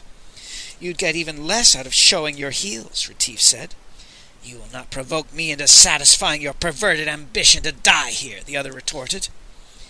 "It's interesting to note," Retief said, "how a peasant peddler wags his tongue to avoid a fight. Such rabble should not be permitted on honorable ground." He studied the other's face to judge how this line of taunting was going on. It was distasteful to have to embarrass the young fellow. He seemed a decent sort, but he had to enrage him to the point that he would discard his wisdom and throw his new-won prize on the table for yet another cast of the dice. And his sore point seemed to be mention of commerce. "Back to your cabbages, then, fellow," Retief said harshly, "before I whip you there with the flat of my sword." The young fellow looked at him, studying him. His face was grim. "All right," he said quietly. "I'll meet you in the circle." Another point gained, Retief thought, as he moved to his position at the edge of the circle. "Now, if I can get him to agree to fight on horseback—" He turned to a referee. "I wish to suggest that this conduct be conducted on horseback, if the peddler owns a horse and is not afraid." The point was discussed between the referee and the champion's attendants, with many glances at Retief and much waving of arms. The official returned. "The champion agrees to meet you by day or by night, in heat or cold, on foot or horseback." "Good," said Retief. "Tell my groom to bring out my mount." It was no idle impulse which prompted his move. Retief had no illusions as to what it would take to win a victory over the champion. He knew that his legs, while good enough for most of the business of daily life, were his weakest point. They were no longer the nimble, tireless limbs that had once carried him up to meet the outlaw Mal-Dedi alone in Bifrost Pass. 9 hours later, he had brought the bandit's 210-pound body down into the village on his back, his own arm broken. He had been a mere boy then, younger than this man he was now to meet. He had taken up Mal-Dedi's standing challenge to any unarmed man who would come alone to the high pass, to prove that he was not too young to play a man's part. Perhaps now he was trying to prove he was not too old. An official approached, leading Danger by Night. It took an expert to appreciate the true worth of the great gaunt animal, Retief knew. To the uninitiated eye, he presented a sorry appearance, but Retief would rather have had this mount with an imperial brand on his side than a paddock full of show horses. A fat white charger was led out to the blonde champion. It looked like a strong animal, Retief thought, but slow. His chances were looking better. Things were going well. A ringing blast of massed trumpets that's cut through the clamor of the crowd. Retief mounted, watching his opponent. A referee came to his side, handed up a heavy club, studded with long projecting spikes. "Your weapon, sir," he said. Retief took the thing. It was massive, clumsy. He'd never before handled such a weapon. He knew no subtleties of technique with this primitive bludgeon. The blond youth had surprised him, he admitted to himself, smiling slightly. As the challenged party, he had the choice of weapons, of course. He had picked an unusual one. Retief glanced across at Fitzraven, standing behind the inner barrier, jaw set, a grim expression on his face. "That boy," thought Retief, "doesn't have much confidence in my old bones holding out." The whistle blew. Retief moved toward the other man at a trot, the club level at his side. He had decided to handle it like a short sword, so long as that seemed practical. He would have to learn by experience. The white horse cantered past him, swerving, and the blond fellow whirled his club at Retief's head. Automatically, Retief raised his club, fended off the blow, cut at the other's back, missed. This thing is too short, Retief thought, whirling his horse. I've got to get in closer. He charged at the champion as the white horse was still in mid-turn, slammed a heavy blow against his upraised club, rocking the boy. Then he was past, turning again. He caught the white horse shorter this time, barely into his turn, and aimed a swing at the man, who first twisted to face him, then spurred, leaped away. Retief pursued him, yelping loudly. Get him rattled, he thought. Get him good and mad. The champion veered suddenly, veered again, then reared his horse high, whirling to bring both 4 feet down in a chopping attack. Retief reined in, and Danger by Night sidestepped disdainfully as the heavy horse crashed down, facing him. That was a pretty maneuver, Retief thought, but slow. Too slow. His club swung in an overhand cut. The white horse tossed his head suddenly, and the club smashed down across the animal's skull. With a shuddering exhalation, the beast collapsed, and the blond man sprang clear. Retief reined back, dismayed. He hadn't wanted to kill the animal. He had the right now to ride the man down from the safety of the saddle. When gladiators met in mortal combat, there were no rules except those a man made for himself. If he dismounted, met his opponent on equal terms, the advantage his horse had given him would be lost. He looked at the man standing now, facing him, waiting, blood on his face from the fall. He thought of the job he had set himself, the plan that hinged on his victory here. He reminded himself that he was old, too old to meet youth on equal terms. But even as he did so, he was reining the lean black stallion back, swinging down from the saddle. There were some things a man had to do, whether logic was served or not. He couldn't club the man down like a mad dog from the saddle. There was a strange expression on the champion's face. He sketched a salute with the club he held. "All honor to you, old man," he said. "Now I will kill you." He moved in, confidently. Retief stood his ground, raising his club to deflect a blow, shifting an instant ahead of the pattern of the blond man's assault. There was a hot exchange as the younger man pressed him, took a glancing blow on the temple, stepped back, breathing heavily. This wasn't going as he had planned. The old man stood like a wall of stone, not giving an inch, and when their weapons met, it was like flailing at a granite boulder. The young fellow's shoulder ached from the shock. He moved sideways, circling cautiously. Retief moved to face him. It was risky business standing up to the attack, but his legs were not up to any fancy footwork. He had no desire to show his opponent how stiff his movements were. or to tire himself with skipping about. His arms were still as good as any man's, or better. They would have to carry the battle. The blonde jumped in, swung a vicious cut. Retief leaned back, hit out in a one-handed blow, felt the club smack solidly against the other's jaw. He moved now, followed up, landed again on the shoulder. The young man backed, shaking his head. Retief stopped, waited. It was too bad he couldn't follow up his advantage, but he couldn't chase the fellow all over the arena. He had to save his energy for an emergency. He lowered his club, leaned on it. The crowd noises waxed and waned, unnoticed. The sun beat down in unshielded whiteness, and fitful wind moved dust across the field. "Come back, peddler," he called. "I want you to sample more of my wares." If he could keep the man angry, he would be careless. And Retief needed the advantage. The yellow-haired man charged suddenly, whirling the club. Retief raised his, felt the shock of the other's weapon against his. He whirled as the blonde darted around him, shifted the club to his left hand in time to ward off a wild swing. Then the fingers of his left hand exploded in fiery agony, and the club flew from his grasp. His head whirled, vision darkening as the pain from his smashed fingers. He tottered, kept his feet, managed to blink away the faintness, to stare at his hand. 2 fingers were missing, pulped, unrecognizable. He had lost his weapon. He was helpless now before the assault of the other. His head hummed harshly, and his breath came like hot sand across an open wound. He could feel a tremor start and stop in his leg, and his whole left arm felt as though it had been stripped of flesh in a shredding machine. He had not thought it would be as bad as this. His ego, he realized, hadn't aged gracefully. "Now is the hour, old man," he thought. "There's no help for you to call on. No easy way out. You'll have to look within yourself for some hidden reserve of strength and endurance and will. And you must think well now, wisely, with a keen eye and a quick hand, or lose your venture."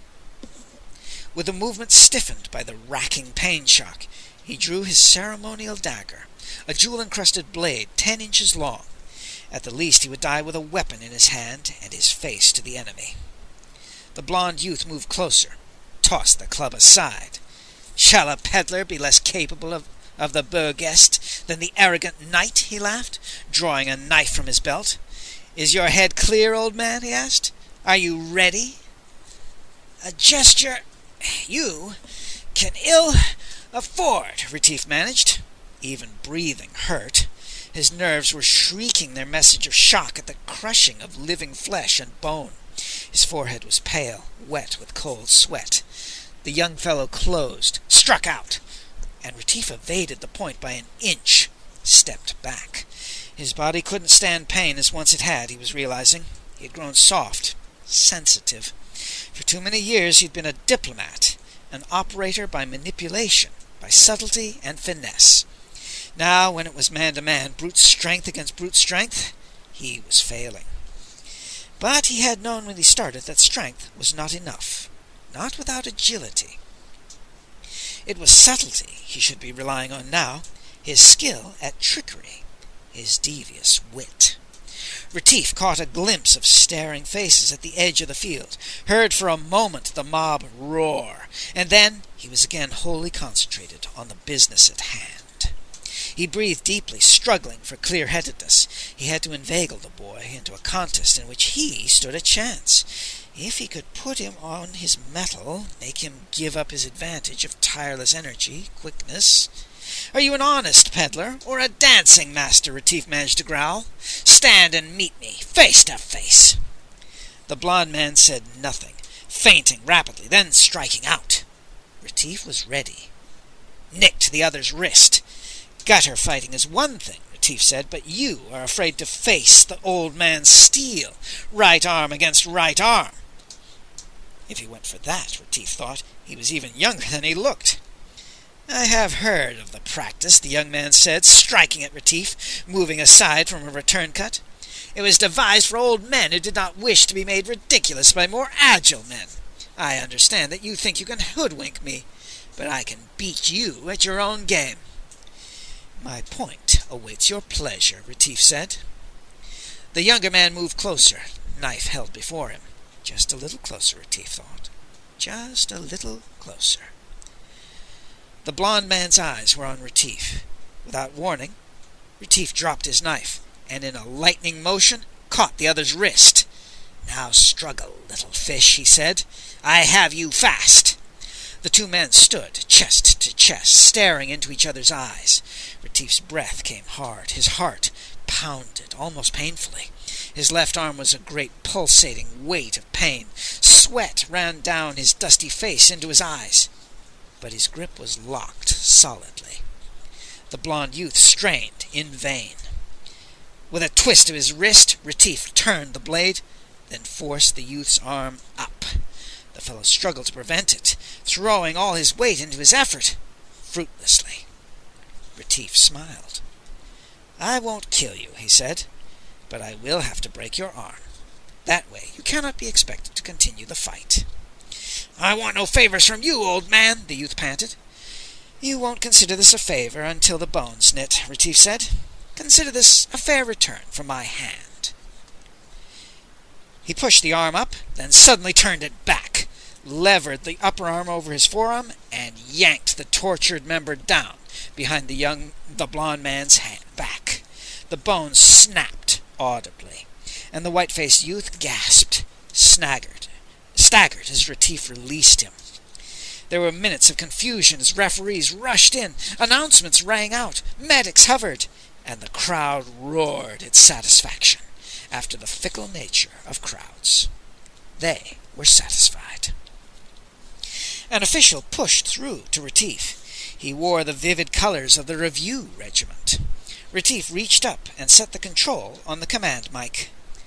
"I have the honor to advise you, sir, that you have won the field and the honors of the day." He paused, startled at the booming echoes, then went on. The bystanders watched curiously as Retief tried to hold his concentration on the man, to stand easily while blackness threatened to move in over him. The pain from the crushed hands swelled and focused, then faded, came again. The great dry lungfuls of air he drew in failed to dispel the sensation of suffocation. He struggled to understand the words that seemed to echo from a great distance. "And now, in the name of the Emperor, for crimes against the peace and order of the Empire, I place you under arrest for trial before the High Court at Fragonard." Retief drew a deep breath, gathered his thoughts to speak. "Nothing," he said, "could possibly please me more." The room was vast and ornate, and packed with dignitaries, high officials, peers of the Lily. Here in the great chamber known as the Blue Vault, the High Court sat in silent ranks, waiting. The charges had been read, the evidence presented. The prisoner, impersonating a peer of the Lily and an officer of an ancient and honored corps, had flaunted the law of North Royal and the authority of the Emperor, capping his audacity with murder, done by the hand of his servant sworn. Had the prisoner anything to say? Retief, alone in the prisoner's box in the center of the room, his arm heavily bandaged and deadened with dope, faced the court. This would be the moment when all his preparations would be put to the ultimate test. He had laid long plans towards this hour. The archives of the Corps were beyond comparison in the galaxy, and he had spent weeks there, absorbing every detail of the facts that had been recorded on the world of North Royal, and on the old empire which had preceded it, and to the lore of the archives. He had added facts known to himself, data from his own wide experience.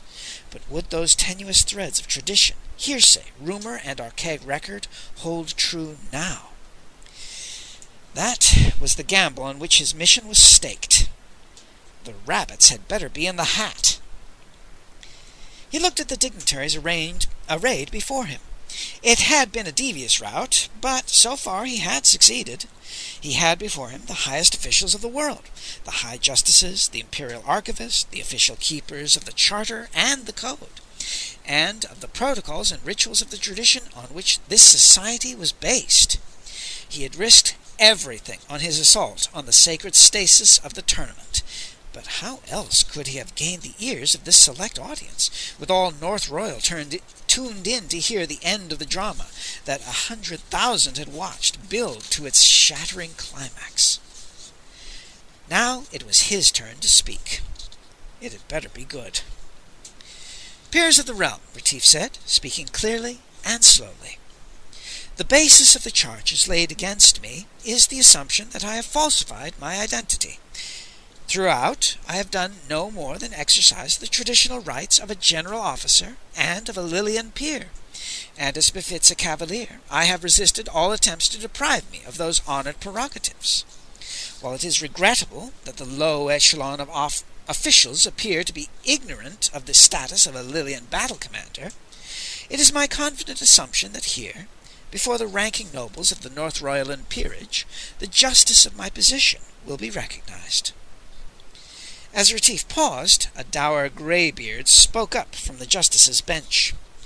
"Your claims are incoherent to this court. You are known to none of us, and if by chance you claim descent from some renegade who deserted his fellow cavaliers at the time of the exile, you will find scant honor among honest men here. From this it is obvious that you delude yourself in imagining that you can foist your masquerade on this court successfully." "I am not native to North Royal," Retief said, "nor do I claim to be, nor am I a descendant of renegades. Are you gentlemen not overlooking the fact that there was one ship which did not accompany the cavaliers into exile, but escaped Concordiat surveillance, and retired to rally further opposition to the invasion?" There was a flurry of muttered comment, putting together of heads and shuffling of papers. The High Justice spoke. "This would appear to be a reference to the vessel bearing the person of the Emperor Roquel and his personal suite." "That is correct," Retief said. "You stray further than ever from the credible," a justice snapped. "The entire royal household accompanied the Emperor Roland on the happy occasion of his rejoining his subject here at North Royal a year ago." "About that event I will have more to say later," Retief said coolly. "For the present, suffice it to say that I am a legitimate descendant." "It does not suffice to say," barked the High Justice. "Do you intend to instruct this court as to what evidence will be acceptable?" "A figure of speech, my lord," Retief said. "I am quite able to prove my statement." "Very well," said the High Justice. "Let us see your proof, though I confess I cannot conceive of a satisfactory one." Retief reached down, unsnapped the flat dispatch case at his belt, drew out a document. "This is my proof of my bona fides," he said. "I present it in evidence that I have committed no fraud. I am sure that you will recognize an authentic commission in patent of the Emperor Roquel. Please note that the seals are unbroken." He passed the paper over. A page took the heavy paper, looped with faded red ribbon and plastered with saucer-sized seals, trotted over to the justice's bench, and handed it up to the High Justice. He took it, gazed at it, turning it over, then broke the crumbling seals. The nearby justices leaned over to see this strange exhibit. It was a heavily embossed document of the old Empire type, setting forth genealogy and honors, and signed in sprawling letters with the name of an emperor 2 centuries dead, sealed with his tarnished golden seal. The justices stared in amazement. The document was worth a fortune. "I ask that the lowermost paragraph be read aloud," Retief said. "The amendment of 30 years ago." The High Justice hesitated, then waved a page to him, handed down the document. "Read the lowermost paragraph aloud," he said. The page read in a clear, well-trained voice, "Know all men by these presents that whereas this our loyal subject and peer of the Imperial Lily James Jarl Freelord of the Retief, Officer Imperial of the Guard, Officer of Battle, Hereditary Legionnaire of Honor, Cavalier of the Lily, Defender of Salient West, by Imperial Grace, is Officer of the Silver Star, has, by his gallantry, fidelity, and skill, brought honor to the Imperial Lily. And, whereas we place special confidence and esteem in this subject and peer, we do therefore appoint and command that he shall forthwith assume, and henceforth bear, the honourable rank of Battle Commander, and that he shall bear the obligations and enjoy the privileges appertaining thereunto, as shall his heirs, forever. There was a silence in the chamber as the page finished reading. All eyes turned to Retief, who stood in the box, a strange expression on his face. The page handed the paper back up to the High Justice, who resumed his perusal. I ask that my retinal patterns now be examined and matched to those coded on the amendment, Retief said. The High Justice beckoned to a messenger, and the court waited a restless 5 minutes until the arrival of an expert, who quickly made the necessary check. He went to the justice's bench, handed up a report form, and left the courtroom. The magistrate glanced at the form, turned again to the document. Below Raquel's seal were a number of amendments, each in turn signed and sealed. The justices spelled out the unfamiliar names. "Where did you get this?" the High Justice demanded uncertainly. "It has been the property of my family for 9 generations, Retief replied. Heads nodded over the document. Grey beards wagged. "How is it," asked a justice, that you offer in evidence a document bearing amendments validated by signatures and seals completely unknown to us? In order to impress this court, such a warrant might well bear the names of actual former emperors, rather than of fictitious ones. I note the lowermost amendment, purporting to be a certification of high military rank dated only 30 years ago, is signed Ronaire. I was at that time attached to the Imperial Suite in Exile," Retief said. "I commanded the forces of the Emperor Ronaire." The High Justice and a number of other members of the court snorted openly. "This impertinence will not further your case," the old magistrate said sharply. "Ronaire, indeed! You cite a non-existent authority. At the alleged time of issue of this warrant, the father of our present monarch held the imperial fief at Trawl End." "At the time of the issue of this document," Retief said in ringing tones, "the father of your present ruler held the bridle when the emperor mounted." An uproar broke out from all sides. The master of arms pounded in vain for silence. At length a measure of order was restored by a gangly official, who rose and shouted for the floor. The roar died down, and the stringy fellow, clad in russet velvet, with the gold chain of the master of the seal around his neck, called out, "Let the court find the traitor guilty summarily, and put an end to this unsupportable insolence." "North Royal has been the victim of fraud," Retief said, loudly in the comparative lull, "but not on my part. The man Roland is an impostor." A tremendous pounding of gavels and staves eventually brought the outraged dignitaries to grim silence. The presiding justice peered down at Retief with doom in his lensed eyes. "Your knowledge of the Lilian tongue and of the forms of court practice, as well as the identity of your retinal patterns with those of the warrant, tend to substantiate your origin in the Empire. Accordingly, this court is now disposed to recognize in you that basest of offenders, a renegade of the peerage." He raised his voice.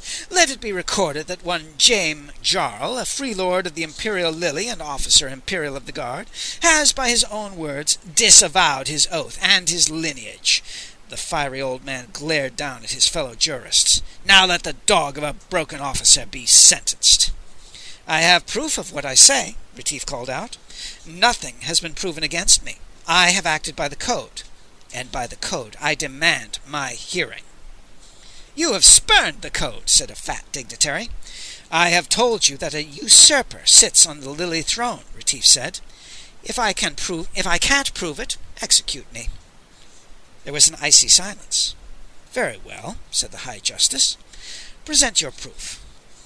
When the man Roland appeared, Retief said, He presented the imperial seal and ring, the ceremonial robe, the major portion of the crown jewels, and the imperial genealogy. That is correct. Was it noted by any chance that the seal was without its chain, that the robe was stained, that the most important of the jewels, the ancient Napoleon emerald, was missing, that the ring bore deep scratches, and that the lock on the book had been forced? A murmur grew along the high benches of the court. Intent eyes glared down at Retief. And was it not considered strange that the imperial signet was not presented by this would-be emperor, when that signet alone constitutes the true symbol of the empire? Retief's voice had risen to a thunderous loudness. The High Justice stared now with a different emotion in his eyes.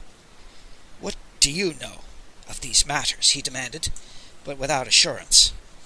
Retief reached into a tiny leather bag at his side, drew out something, which he held out for inspection.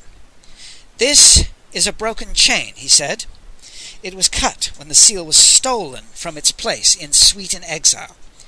He placed the heavy links on the narrow wainscot before him.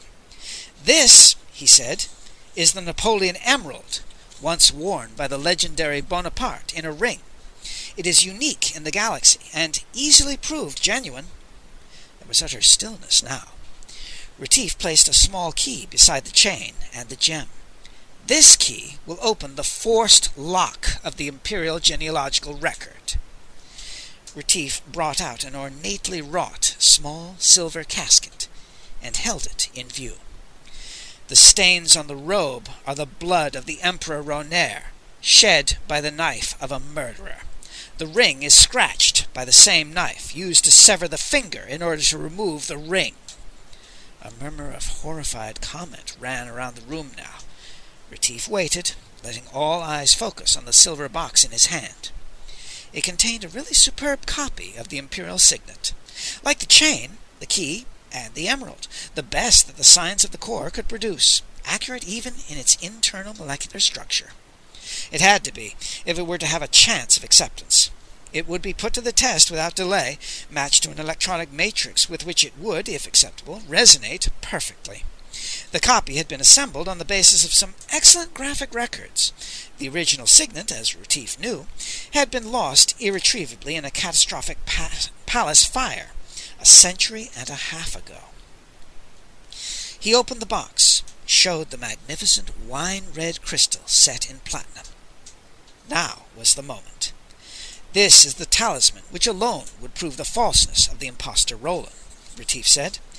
"I call upon the Honorable High Court to match it to the matrix, and while that is being done, I ask that the Honorable Justices study carefully the genealogy included in the imperial patent which I have presented to the court." A messenger was dispatched to bring in the matrix, while the justices adjusted the focus of their corrective lenses and clustered over the document. The chamber buzzed with tense excitement. This was a fantastic development indeed. The High Justice looked up as the massive matrix device was wheeled into the room. He stared at Retief. "This genealogy," he began. A justice plucked at his sleeve, indicated the machine, whispering something. The High Justice nodded. Retief handed the silver box down carefully to a page, watched as the chamber of the machine was opened, the great crystal placed in position. He held his breath as technicians twiddled controls, studied dials, then closed a switch. There was a sonorous musical tone from the machine. The technician looked up. "The crystal," he said, "does match the matrix." Amid a burst of exclamations which died as he faced the High Justice, Retief spoke. "My lords, peers of the Imperial Lily," he said in a ringing voice, "know by this signet that we, Retief, by the grace of God Emperor, do now claim our rightful throne." And just as quickly as the exclamations had died, they rose once more, a mixture of surprise and awe. Epilogue. "A brilliant piece of work, Mr. Minister, and congratulations on your promotion," the Ambassador-at-Large said warmly. "You've shown what individualism and the unorthodox approach can accomplish, where the academic viewpoint would consider the situation hopeless." "Thank you, Mr. Ambassador," Retief replied, smiling. "I was surprised myself when it was all over that my gamble paid off. Frankly, I hope I won't ever be in a position again to be quite so inventive." "I don't mind telling you now," the ambassador said, "that when I saw Magnan's report of your solo assignment to the case, I seriously attempted to recall you, but it was too late. It was a nasty piece of business sending in a single agent in on a job with the wide implications of this one. Mr. Magnan had been under a strain, I'm afraid. He's having a long rest now." Retief understood perfectly. His former chief had gotten the axe, and he himself had emerged clothed in virtue. That was the one compensation of desperate ventures. If you won, they paid well. In his new rank, he had a long tenure ahead. He hoped the next job would be something complex and far removed from North Royal. He thought back over the crowded weeks of his brief reign there as Emperor. It had been a stormy scene when the bitterly resisting Roland had been brought to face the High Court. The man had been hanged an hour before sunrise on the following day, still protesting his authenticity. That at least was a lie. Retief was grateful that he had proof that Roland was a fraud, because he would have sent him to the gallows on false evidence, even had he been the true heir. His first act after his formal enthronement had been the abolition in perpetuity of the right of the tourney, and the formal cancellation of all genealogical requirements for appointments, public or private. He'd ordered the release and promotion of the battle ensign who had ignored Roland's arrest order, and had been himself imprisoned for his pains. Fitzraven he had seen appointed to the Imperial War College, his future assured. Retief smiled as he remembered the embarrassment of the young fellow who had been his fellow finalist in the tourney. He had offered him satisfaction on the field of honor as soon as his arm healed, and had been asked in return for forgetfulness of poor judgment. He had made him a captain of the guard and a peer of the realm. He had the spirit for it. There had been much more to do, and Retief's days had been crowded with the fantastically complex details of disengaging a social structure from the crippling reactionary restraints of ossified custom and hallowed tradition. In the end, he had produced a fresh and workable new constitution for the kingdom, which he hoped would set the world on an enlightened and dynamic path to a productive future. The memory of Princess Monica lingered pleasantly. A true princess of the Lily, in the old tradition, Retief had abdicated in her favor. Her genealogy had been studded with enough imperial forebears to satisfy the crustiest of the old guard peerage. Of course, it could not compare with the handsome document he had displaying showing his own descent in the direct line through 7, or was it 8, generations of emperors in exile from the lost monarch of the beleaguered Lily Empire, but it was enough to justify his choice. Roland's abortive usurpation had at least had the effect of making the North Royalians appreciate an enlightened ruler. At the last, it had not been easy to turn away forever from the seat of empire, which he so easily sat. It had not been lightly that he had said goodbye to the lovely Monica, who had reminded him of another dark beauty of long ago. A few weeks in a modern hospital had remedied the harsher after-effects of his short career as a gladiator, and he was ready now for the next episode that fate and the Corps might have in store. But he would not soon forget North Royal. "Magnificent ingenuity," someone was saying. "You must have assimilated your indoctrination on the background unusually thoroughly to have been able to prepare in advance just those artifacts and documents which would prove most essential.